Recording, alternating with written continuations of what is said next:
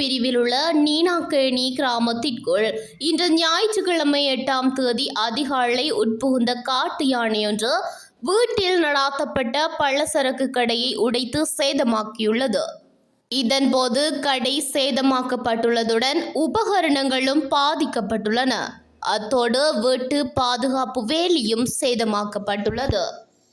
மாலையாகினால் தமது கிராமத்தில் காட்டு யானைகளின் தொல்லைகள் காணப்படுவதால் அச்சுறுத்தலாக உள்ளதாகவும் கிராம மக்கள் கவலை வெளியிடுகின்றனர்.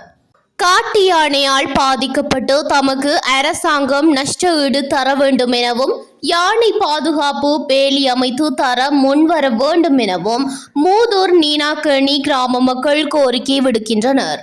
இவ்வளவு